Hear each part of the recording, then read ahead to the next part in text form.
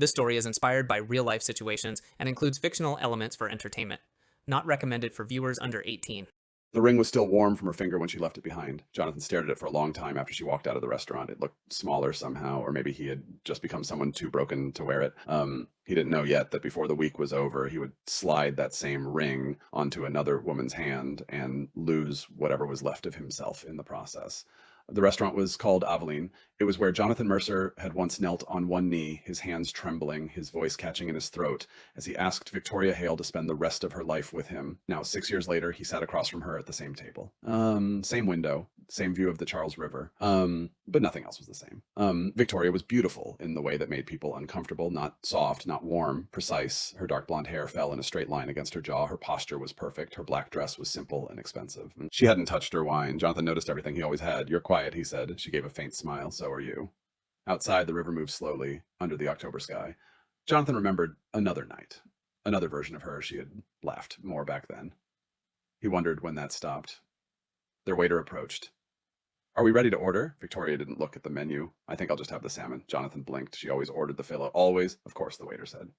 "And for you, sir," Jonathan hesitated. "The same." The waiter nodded and left. Silence settled between them again. Not the comfortable kind, not the married kind. This silence had edges. Victoria's phone buzzed. She flipped it over instantly. Too fast. Jonathan pretended not to notice. He had learned that skill over the past year, the art of pretending not to see her texting in the hallway at midnight, pretending not to hear her whispering on the balcony, pretending not to feel her body turn away from his in bed. "Jonathan," she said suddenly. Her voice was calm, too calm. He looked up. "Yes." She took a breath, and then she reached for her left hand. At first, he didn't understand what she was doing. Her fingers touched the ring, his ring, the platinum band with the tiny diamond he had spent 3 months' salary on, the one he had slid onto her finger with shaking hands and a full heart. She twisted it once. Then again, Jonathan's chest tightened. "Victoria," he said quietly. She pulled it off. Just like that. No ceremony, no hesitation. She placed it on the white tablecloth between them. The soft sound it made was louder than anything he had ever heard. "I can't do this anymore," she said. Jonathan stared at the ring, not at her, at the ring. Because looking at her would make it real. "What does that mean?" he asked. His voice didn't sound like his own. She exhaled slowly. "It means I'm done pretending." He let out a hollow laugh, pretending what her eyes met his, and for a moment he saw something there. Not love, not regret, relief. "I don't love you anymore." The words landed with surgical precision, clean, efficient, fatal. Jonathan nodded once, as if she had just told him the weather. "I see." She frowned slightly, as if she had expected more. Anger, begging, something. But Jonathan had nothing left to offer her, because the truth was, he had known for months. He remembered the first message he had seen. It was an accident. She had been in the shower, her phone lit up on the nightstand, a name, Daniel, and the words, "I miss you already."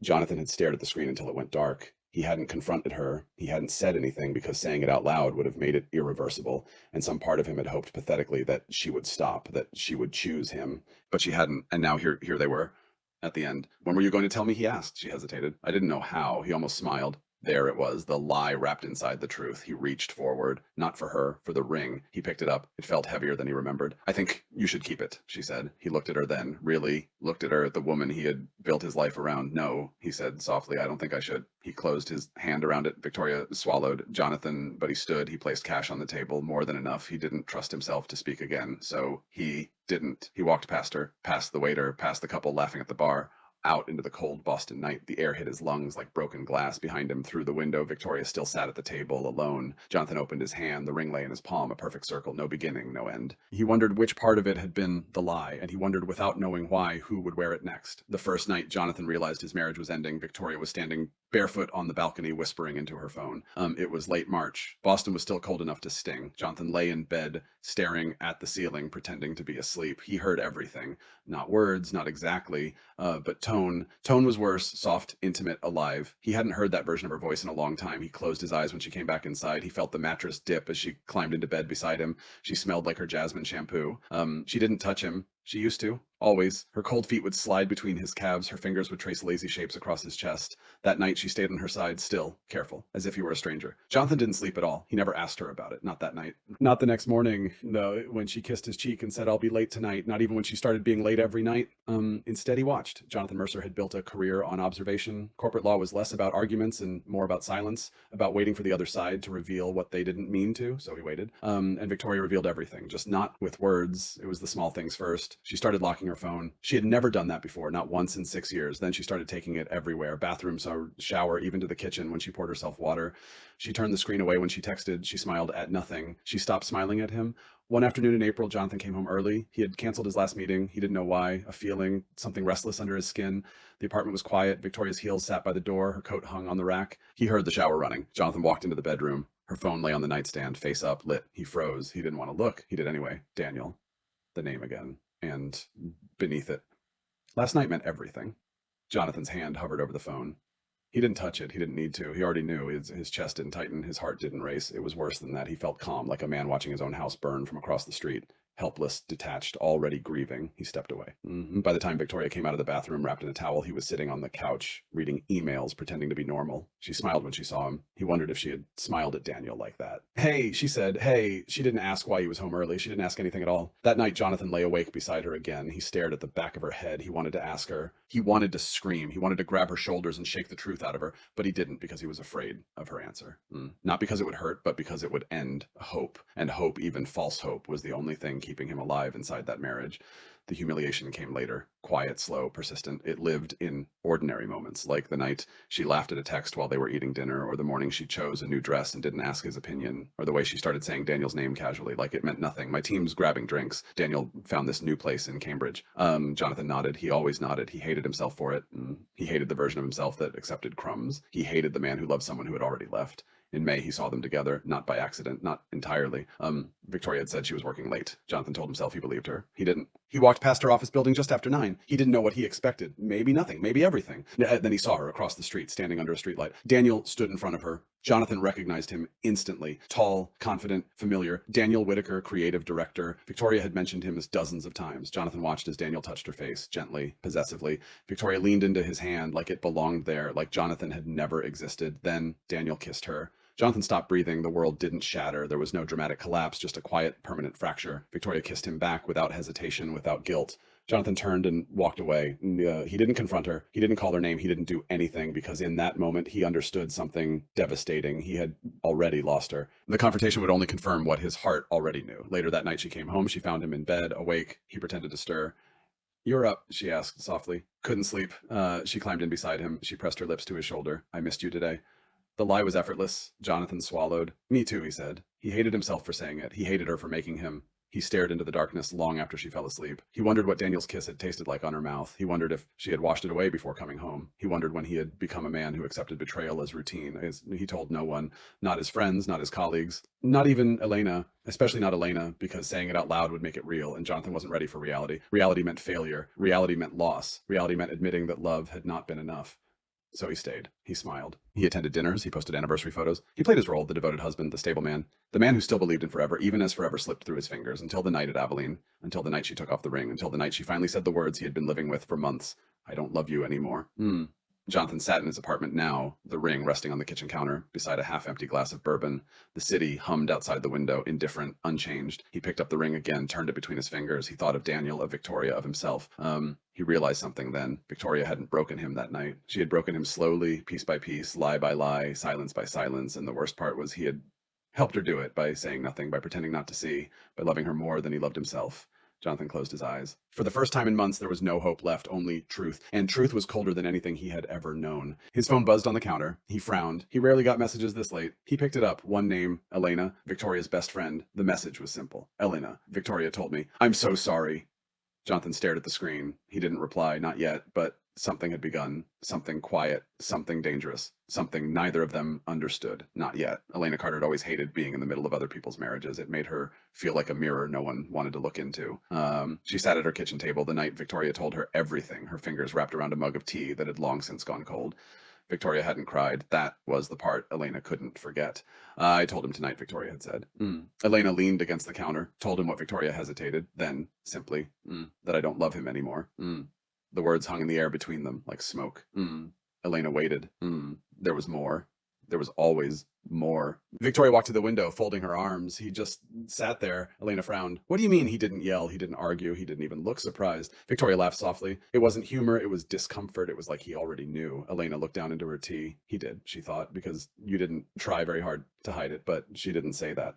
Instead, she asked the question she was afraid of. Are you relieved? Victoria didn't answer right away. And that silence told Elena everything. Elena had known about Daniel for 7 months. Victoria hadn't meant to tell her, not at first. It had slipped out in pieces, a name mentioned too often, a smile that didn't belong to her husband, a confession wrapped in justification. I didn't mean for it to happen. Elena remembered that night, clearly. They had been sitting on Victoria's couch sharing a bottle of wine.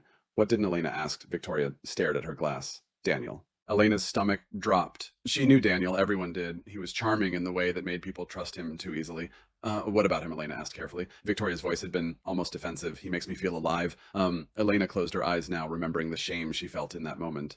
Not because Victoria was cheating, but because Elena hadn't stopped her. She hadn't told her it was wrong. She hadn't told Jonathan. She had simply listened, and in listening, she had become part of it. Elena's phone buzzed in her hand now. Jonathan. She stared at his name on the screen. He had replied just 2 words. Jonathan, can we talk? Her heart began to pound. She didn't know why. Maybe because Jonathan Mercer had never needed her before. Not like this. Not alone. She typed back before she could overthink it. Elena. Yes. They met the next afternoon. A small cafe on Tremont Street. Neutral ground. Elena arrived first. She chose a table near the window. Her hands wouldn't stop fidgeting. When Jonathan walked in, she barely recognized him. He looked the same dark coat, same straight posture, same careful composure, but something behind his eyes had changed. Something hollow. He saw her and gave a small nod. No smile. He sat across from her. Hi, she said softly. Hi. Silence settled between them. Elena realized she had never been alone with him like this before. Not really. There had always been Victoria, between them, around them, holding everything together until she hadn't. I'm sorry, Elena said, finally. Jonathan looked at her. For what the question caught her off guard, she swallowed. For everything. He studied her face as if searching for something. Did you know? He asked quietly. Her breath caught. There it was. The question she had been dreading. She could lie. It would be easy. It would protect her. It would protect Victoria. But she was so tired of protecting people. Elena nodded. Yes. Jonathan didn't react, not outwardly. But she saw it. The confirmation of a wound he had already accepted. How long? Since March. He looked down at his hands. He didn't seem angry. He seemed tired. Why didn't you tell me? The question wasn't accusatory. It was broken. Elena felt tears sting her eyes. I didn't think it was my place. Jonathan let out a hollow laugh. No, he said. It wasn't. But there was something in his voice. Something that said he wished she had anyway. They sat in silence again. 2 witnesses to the same tragedy, just from different sides. I saw them, Jonathan said suddenly. Elena froze. When May. His voice was calm. Too calm. Outside her office. Elena closed her eyes. I'm sorry. He shrugged slightly. I think that was the moment she stopped being my wife. The words made Elena's chest ache. Not because they were dramatic, but because they weren't. They were simple, true, final. I don't hate her, Jonathan said. Elena blinked. You don't, he shook his head. No, he paused. I hate myself. Elena leaned forward. Jonathan, I stayed, he said. I knew, and I stayed. His voice cracked just slightly. The first crack. I kept loving someone who had already left. Elena's hand moved before she could stop herself. She placed it over his. He flinched, not away, just surprised. Her touch was warm, steady. I'm sorry you went through that alone, she said. Jonathan looked at her hand on his, then at her face. He didn't pull away. You're the first person who said that. The words settled between them. Heavy, intimate, dangerous. Elena realized then how close they were sitting, how easy it would be to cross a line. She withdrew her hand quickly. Jonathan looked down. Something unspoken passed between them. Regret, relief, need. I should have told you, she said. Yes, he agreed softly. But there was no accusation. Only truth. They finished their coffee slowly, talking about small things, safe things, work, the weather, anything but Victoria, but she was there in every silence, in every glance, in every breath. When they stood to leave, Jonathan hesitated. Thank you, he said, for being honest. Elena nodded. It was the least you deserved. He studied her face for a moment longer, as if memorizing it. Then he left. Elena watched him walk away. She told herself it was over, that this was closure, that she had done the right thing. But deep down, she knew the truth. She had crossed a line the moment she kept Victoria's secret. And now, standing there alone, she felt something else. Not just guilt, not just sadness, something worse. She understood him. And understanding was the most dangerous intimacy of all. That night, Elena sat on her couch, staring at her phone. She shouldn't text him. She knew that, but loneliness had its own gravity. Her fingers moved anyway. Elena, you don't have to go through this alone anymore. As she stared at the message after sending it, her heart racing. 3 dots appeared, then disappeared, then appeared again. Finally, Jonathan, neither do you. Elena closed her eyes, and for the first time since Victoria's confession, she felt the full weight of what was happening. She hadn't just witnessed the end of a marriage, she had stepped into its ruins. The invitation arrived on a Tuesday, a simple notification on Elena's phone while she was standing in line at Whole Foods holding a basket filled with things she didn't remember choosing. Megan Porter's 40th birthday, Saturday, 7 p.m. Formal. Elena stared at it longer than necessary. Megan was one of those friends who existed in clusters. Her life was made of dinner parties, charity galas, group vacations to places with curated sunsets. Victoria Loptiva and Jonathan had always been part of that constellation. Elena had too. She wondered which version of reality Megan believed in now. The married one or the broken one. Her phone buzzed again. A message from Jonathan. Are you going? She hesitated before replying. I don't know. Are you? The typing bubble appeared almost immediately. I think I have to. She understood. These things were obligations, appearances, proof of survival. Okay, she typed. Me too. She didn't realize until later that neither of them had mentioned Victoria. Saturday night arrived with cold rain that turned the city streets into mirrors. Elena stood in front of her bedroom mirror, adjusting an earring for the third time. She had chosen a navy dress. Elegant, safe, not the kind of dress that made statements. Her phone lit up on the dresser. Jonathan, I'm here. Her stomach tightened. I'll be there in 10. Megan's apartment overlooked the Boston skyline, all glass and light and carefully curated warmth. Voices and laughter spilled into the hallway as Elena approached the door. She paused. For a moment, she considered turning around, but then the door opened. Megan stood there, radiant and flushed from champagne and attention. Elena, she exclaimed, pulling her into a hug. You made it. Elena smiled. Happy birthday. Megan pulled back, studying her, then more quietly. I'm glad you're here. There was something in her tone. Awareness, sympathy. News traveled fast in their world. Elena stepped inside. Music hummed softly in the background. People stood in small groups holding drinks, performing happiness. And then she saw him. Jonathan stood near the windows, a glass of whiskey in his hand. He wore a dark suit, no tie. His posture was relaxed, but his eyes found hers instantly and held. He didn't smile. Neither did she. But something passed between them. Recognition, permission. He walked toward her, each step measured, intentional. Elena? Her name sounded different in his voice now, closer. Hi. He gestured toward the bar. Can I get you something? She nodded. Wine, please. He returned a moment later, handing her a glass. Their fingers brushed. Neither of them commented. They stood side by side, watching the party like outsiders observing a life they no longer belonged to. She's not here, Elena said quietly. Jonathan shook his head. No, he didn't say Victoria's name. He didn't have to. Elena sipped her wine. It tasted like nothing. Do you regret coming? She asked. Jonathan considered the question. No, he said finally. Do you? She looked at him. No, they stayed like that together, separate, alone in the same space. It happened slowly, almost invisibly. One drink became two became three. The sharp edges of grief softened. Laughter came easier, not real laughter, but close enough. At some point, Megan hugged Jonathan. I'm sorry, she whispered.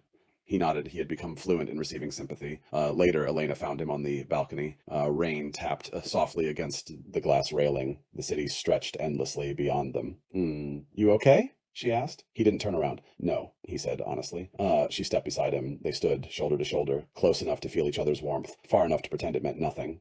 Jonathan reached into his coat pocket. His fingers closed around something familiar. He hadn't planned to bring it, but he had. He pulled out the ring, Victoria's ring. It caught the light from inside the apartment. Cold, perfect, meaningless. Elena's breath caught. Jonathan, he stared at it. I don't know why I kept it. His voice was distant. I think part of me thought she'd change her mind. Elena didn't know what to say, so she said nothing. He turned the ring between his fingers, a nervous habit or a ritual. Do you know what the worst part is? He asked. She shook her head. It's not that she loves someone else. He looked at her then. It's that she stopped loving me. The vulnerability in his voice was unbearable. Elena felt tears sting her eyes. You didn't deserve that, she whispered. Jonathan searched her face as if looking for proof, as if needing someone to believe it.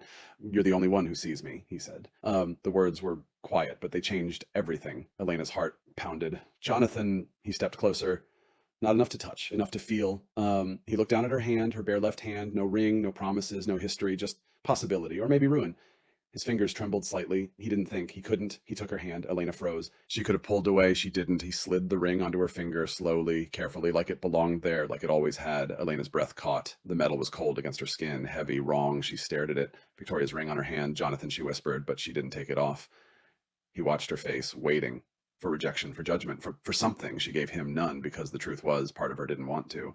The moment stretched, fragile, irreversible. Inside the party continued. People laughed, glasses clinked, life went on. But out there on that balcony, something seismic had shifted, not loudly, not violently, quietly, permanently. Jonathan exhaled. I'm sorry, he said, but he didn't reach for the ring. Elena shook her head. She didn't know what she was forgiving, him, herself, or the part of her that had wanted this. She looked down at the ring again. It fit perfectly. That was the most terrifying part. Jonathan's hand was still holding hers, warm, steady, needing. And Elena held on. Later, when she got home, she stood in her dark apartment staring at her reflection. The ring gleamed under the soft light. She should take it off. She knew that. She didn't, because taking it off would mean admitting what it was, and leaving it on meant admitting something worse.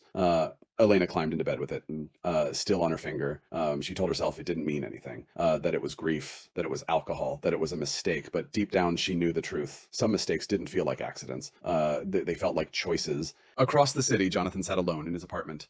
His hand felt strangely empty. He stared at the place where the ring had been. For the first time since Victoria left, he didn't feel abandoned. He felt something else. He didn't have a name for it yet, but it was already too late. Elena kept the ring on for 3 days. She told herself she didn't notice it, but she noticed everything. The way it caught the light when she typed, the weight of it when she wrapped her hands around her coffee, the silent accusation when she looked in the mirror, Victoria's ring on her hand. She stopped posting on Instagram, stopped answering Victoria's messages. Not that there were many, just one. Victoria, have you talked to him? Elena had stared at the message for an hour. She never replied because there was no honest answer that wouldn't destroy something or someone. Jonathan noticed it too. The first time he saw her after the party, his eyes went straight to her hand. They were standing outside her apartment building. Sunday afternoon, gray sky, quiet street. Neither of them mentioned the ring. Not at first. You look tired, he said. She gave a faint smile. I haven't been sleeping. He nodded. Me neither. Silence settled between them. But it wasn't empty. It was full of things they were afraid to name. Finally, Elena spoke. I should give it back. She held up her hand slightly. The ring gleamed. Jonathan stared at it. His jaw tightened. Do you want to... The question landed softly, dangerously. Elena hesitated. She thought of Victoria, of loyalty, of guilt, of herself. I don't know, she whispered. Jonathan stepped closer. Not touching. Never touching first. You can keep it, he said. His voice was gentle, careful, like he was offering her something fragile. Not a ring, but meaning. Elena's heart pounded. This is wrong, she said. Yes, he agreed.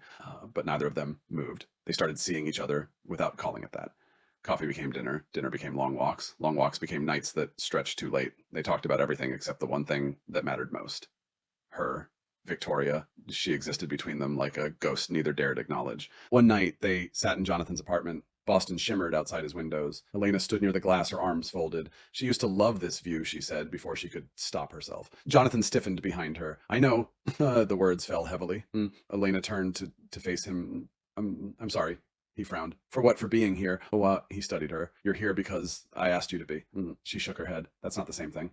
He walked toward her slowly. Then why are you here? She opened her mouth, closed it, because the truth was unbearable, because she didn't fully understand it herself, because you needed someone, she said finally. Jonathan's eyes softened. And you didn't. Her breath caught. Of course she had. She had needed to be seen, to be chosen, to be something other than the woman left on the outside of someone else's life. Jonathan reached out. His fingers brushed her wrist. A simple touch. But it burned. Elena froze. Her body remembered things her mind wanted to forget. Loneliness, hunger, human need. We shouldn't, she whispered. He didn't pull away. I know.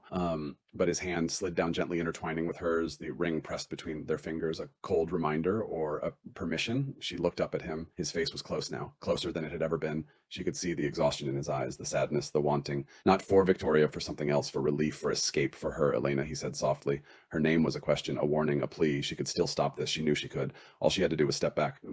She didn't, because part of her had been stepping toward this moment for months, since the first time she saw the way Victoria took him for granted, since the first time she noticed how carefully he listened when she spoke, since the first time she wondered what it would feel like to be loved like that. Jonathan lifted his hand to her face, slowly, giving her time. She leaned into it. That was the moment, the point of no return. He kissed her gently, not with passion, with uncertainty, with sadness, with permission. Elena's chest tightened. This wasn't romance. This was grief, looking for somewhere to go. But she kissed him back because she was grieving too. Like they didn't rush, didn't tear at each other, didn't pretend it was something it wasn't. It was quiet, careful, almost reverent. Two broken people reaching for warmth in the cold. Later, they lay beside each other in the dim light, not touching, not speaking. The distance between them heavier now than before. Elena stared at the ceiling. Her heart felt full and empty at the same time. Jonathan turned his head toward her. Are you okay? She nodded, even though she wasn't sure. Yes, it was easier than explaining the truth, that she felt chosen and replaced, desired and used, loved and not loved at all. Her fingers twisted the ring absently. Jonathan watched the motion, his expression unreadable. We didn't mean for this to happen, he said. She almost laughed, because that was the biggest lie of all. They had meant every second of it, even if they didn't understand why. Elena turned toward him.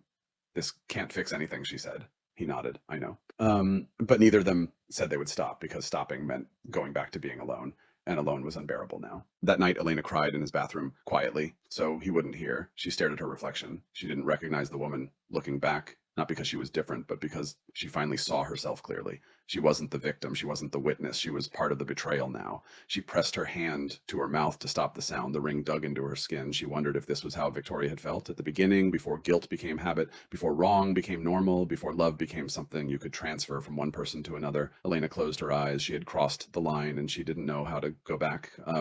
In the bedroom, Jonathan lay awake, staring at the empty space beside him. He didn't feel victorious. He didn't feel healed. He felt quiet and numb. He realized something then. This wasn't about replacing Victoria. No one could replace her, not really. This was about forgetting himself. And for a few fragile moments he had, Victoria found out on a Thursday morning, not through confession, not through instinct, through something far more ordinary. Instagram.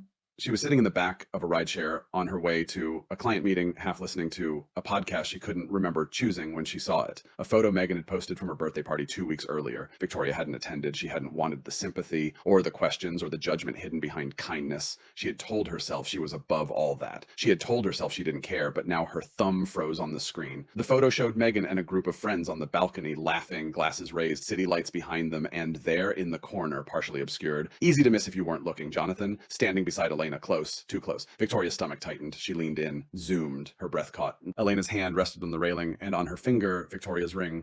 Victoria stopped breathing. The driver asked her something. She didn't hear him. The world had narrowed to that one detail, that one impossible detail. Her ring on Elena's hand, her best friend, her husband, her life rewritten without her. Miss Victoria blinked. What were here? She didn't remember the ride. She didn't remember anything. She got out of the car, stood on the sidewalk staring at her phone. Her hands began to shake.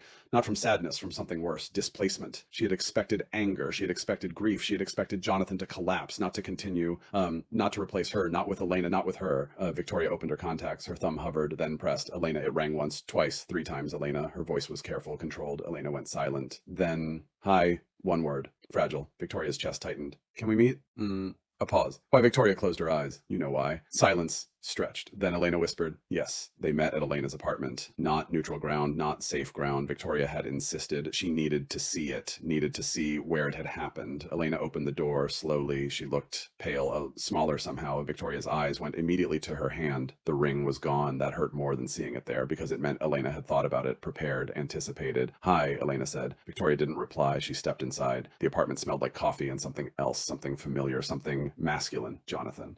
Victoria turned. Were you going to tell me? Elena flinched. Her silence was answer enough. Victoria laughed. It sounded wrong, sharp, unsteady. How long? Elena swallowed. Since the party. The party. 2 weeks, 14 days, 336 hours. Victoria nodded slowly. And the ring? Elena's hand trembled. I gave it back. Victoria tilted her head. Eventually, the word cut. Elena closed her eyes. I'm sorry. Victoria stared at her. You're sorry. She repeated it like she was testing its weight, its meaning, its uselessness. You knew, Victoria said, not a question. A fact, Elena nodded. Yes.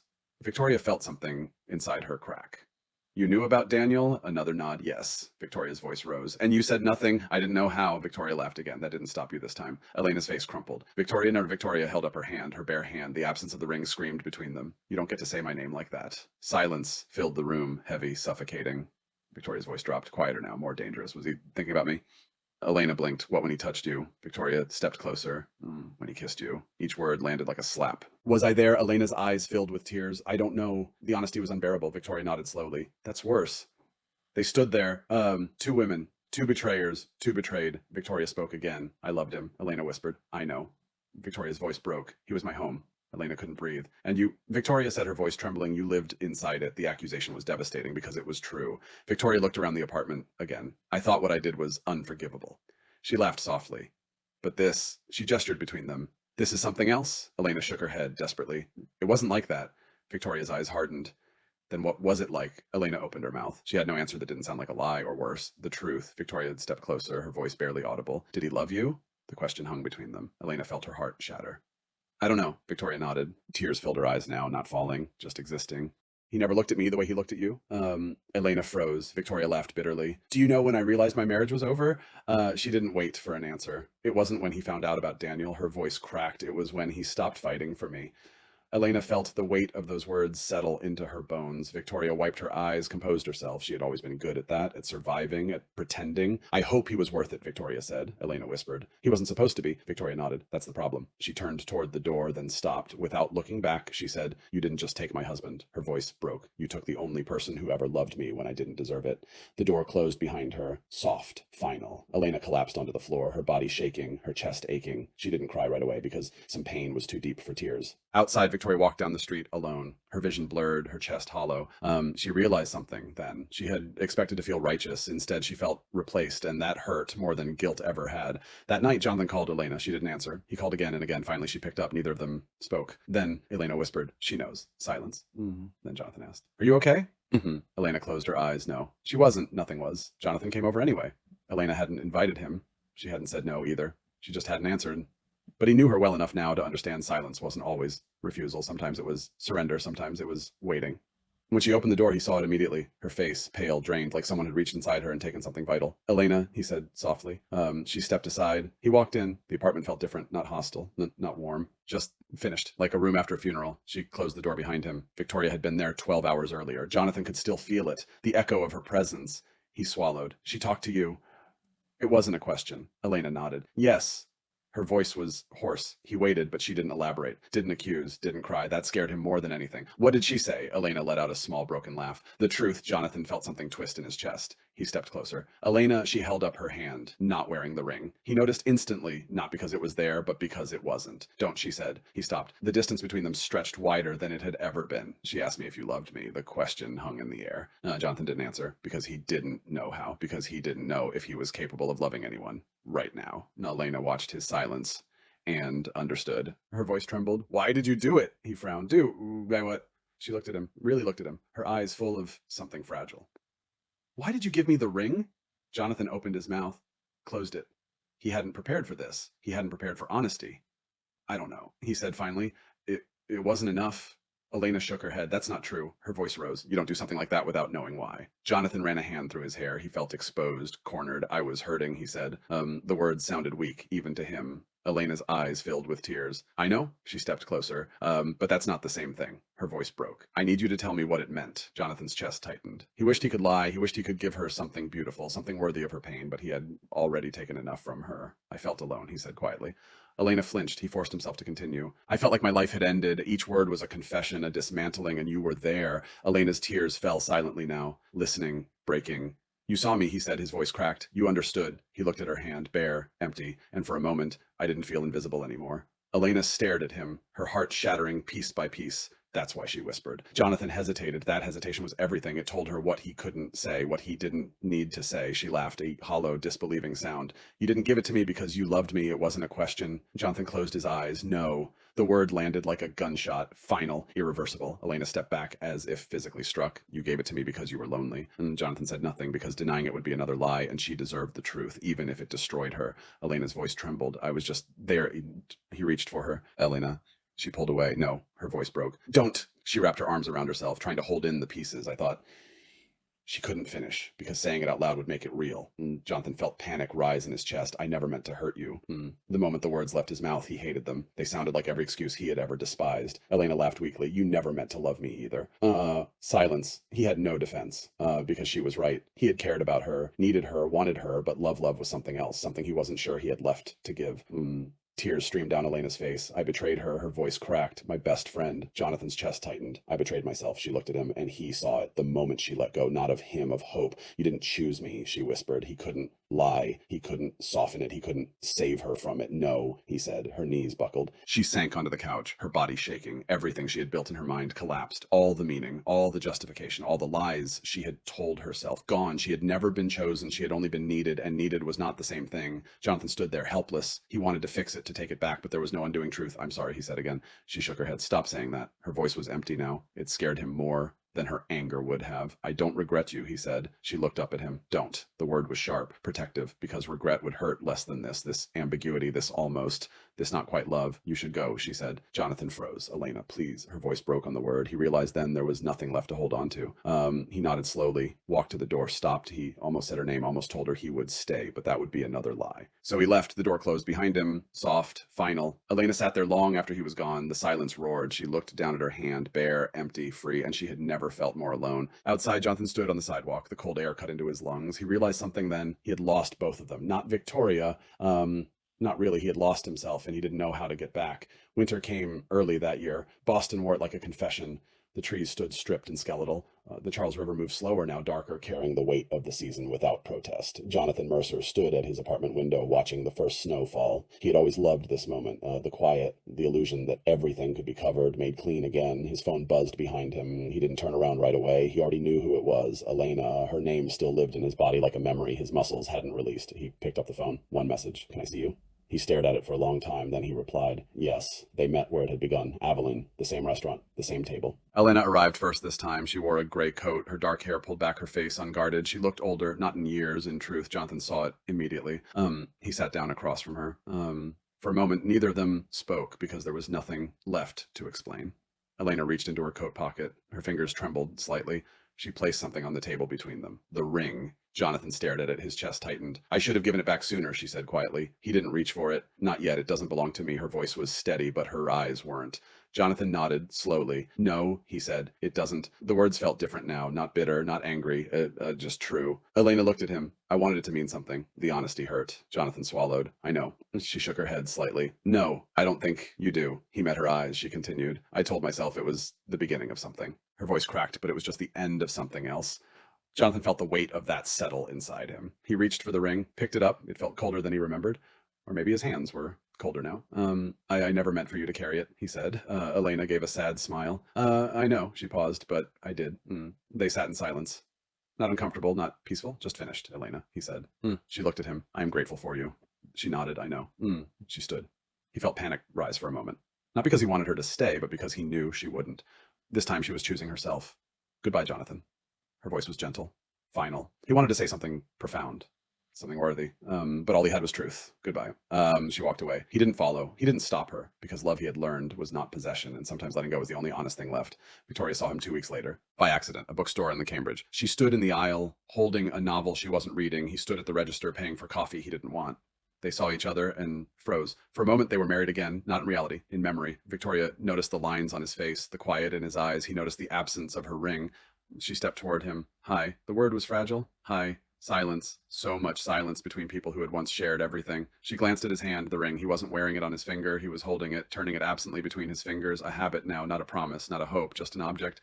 You kept it, she said. He nodded. Yes. She hesitated. Why he thought about it, about her, about Elena, about himself. Because it reminds me, he said, of what he met her eyes, of who I was. Victoria felt tears sting her eyes, not because she wanted him back, but because she understood. I'm sorry, she whispered. He believed her. That was the tragedy. I know.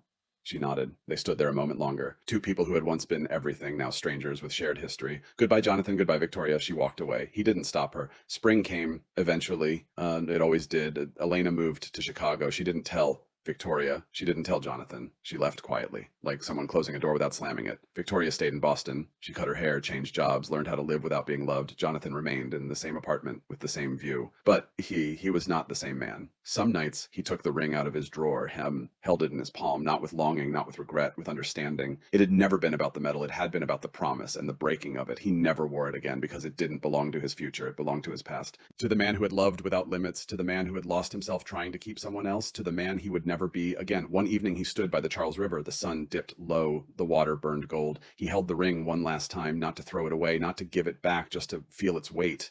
Then he placed it in his coat pocket and walked on alone, not broken, not healed, but honest. And for the first time in a long time, that was enough.